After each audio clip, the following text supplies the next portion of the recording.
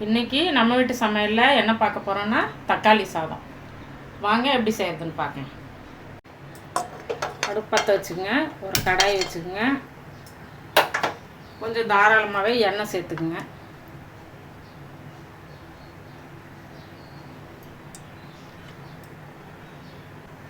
இந்த தக்காளி சாதத்துக்கு நம்ம பட்டை லவங்கெல்லாம் போடுறதில்ல, கொஞ்சம் சோம்பு, கொஞ்சம் கடுகு ரெண்டும் சேர்ந்து நல்லா பொரியட்டும்.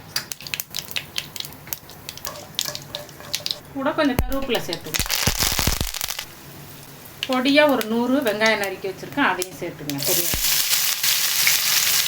நல்லா பொடியாகவே நறுக்கிங்க. எவ்வளோ பொடியாக நறுக்க முடியுமோ பொடியாக நறுக்கிங்க. இது தொக்கு மாதிரி வச்சு நம்ம சாதம் தக்காளி சாதம் கிளறதுனால எவ்வளோ நைஸாக உங்களுக்கு நறுக்க முடியுமோ நறுக்கிட்டாங்க. நல்லா வதங்கணும், வெங்காயம் நல்லா வதங்கணும்.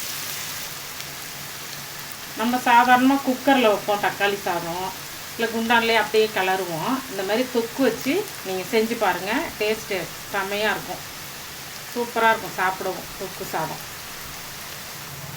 இப்போ ஒரு ஸ்பூன் அளவு இஞ்சி பூண்டு சேர்த்துங்க. இஞ்சி பூண்டு சேர்த்து நல்லா வதக்குங்க.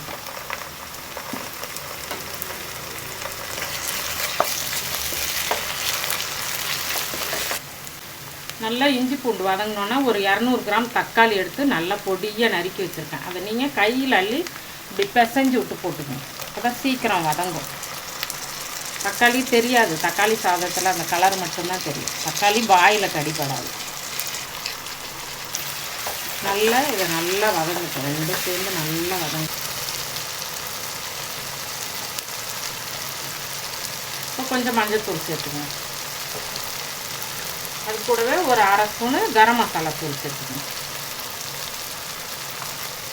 ரெண்டும் சேர்ந்து கொஞ்சம் நல்லா வதங்கட்டும். உங்களுக்கு காரம் எப்படி வேணும்னு பார்த்துக்கிட்டு சேர்த்துக்குங்க.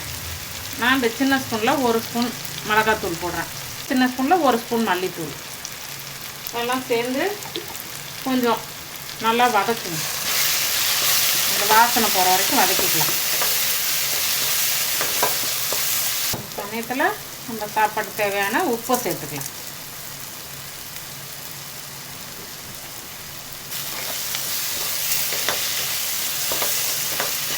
இது கூட ஒரு ஸ்பூன் அளவு தயிர் சேர்த்துக்கணும். தயிர் சேர்த்தா இன்னும் டேஸ்ட்டு நல்லாயிருக்கும். ஒரு ஸ்பூன் அளவு சேர்த்துக்கணும். தயிர் ஊற்றி இந்த மாதிரி நல்லா கிண்டிக்கலாம்.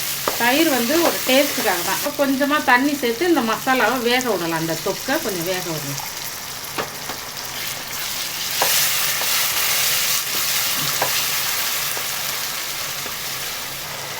இப்போ கொஞ்சம் கொத்தமல்லி சேர்த்துக்கலாம். கொத்தமல்லி சேர்த்து நல்லா அப்படி ஒரு வதக்கு வரன்னு இருக்காது சாதம், கொஞ்சம் நல்லா மசாலாவோடு சேர்ந்து நல்லாயிருக்கும், சாப்பிட்றதுக்கு நல்லாயிருக்கும். பசங்களுக்கு ஸ்கூல் கொடுத்து விட்றதுக்கு ஒரு உருளைக்கிழங்கு வறுத்து இந்த மாதிரி சாதம் செஞ்சு கொடுத்து விட்றலாம். இந்த மாதிரி எண்ணெய் பிரிஞ்சு வந்தோன்னா ஸ்டவ்வை சிம்மில் வச்சுக்கோங்க. நான் இன்றைக்கி இந்த சாதத்துக்கு பாசுமதி அரிசி எடுத்திருக்கேன். நம்ம வீட்டில் சமைக்கிற சாப்பாடையே சாதத்தை நீங்கள் இதில் சேர்த்துக்கலாம், அதுவே நல்லாயிருக்கும். சரி இன்றைக்கி ஒரு நாள் இதுமாரி செய்யலாம் அப்படின்னு பாசுமதி அரிசி எடுத்துக்கிட்டேன். நான் சாப்பாட்டு அரிசியிலே நல்லா அருமையாக இருக்கும். நான் செஞ்ச இதுலேயே செஞ்சிங்கன்னா சாப்பாட்டு அரிசியிலே நல்லாயிருக்கும். லேசாக அப்படி ஒரு பக்கமாக அப்படியே பரட்டி விடுங்க சாதத்தை.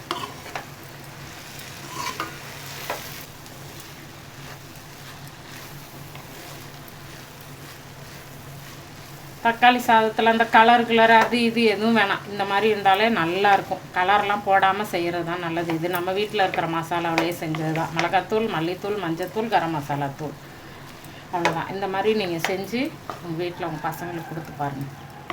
இப்போ ஒரு ஸ்பூன் அளவு நெய் சேர்த்துங்க. நெய் சேர்த்து நல்லா கிண்டி விட்டு இறக்கிடலாம் நம்ம சாதத்தை. நம்ம வீட்டு சமையலில் தக்காளி சாதம் தொக்கு வச்சு தக்காளி சாதம் எப்படி செய்கிறதுன்னு பார்த்தோம். இந்த மாதிரி உங்கள் வீட்டில் நீங்களும் செஞ்சு பாருங்கள். வீடியோவை லைக் பண்ணுங்கள், ஷேர் பண்ணுங்கள், கமெண்ட் பண்ணுங்கள், எல்லாத்துக்கும் மேலே சப்ஸ்கிரைப் பண்ணுங்கள். நான் போடுற இந்த மாதிரி டிஷ்ஷெல்லாம் உங்களை சேரும். நன்றி.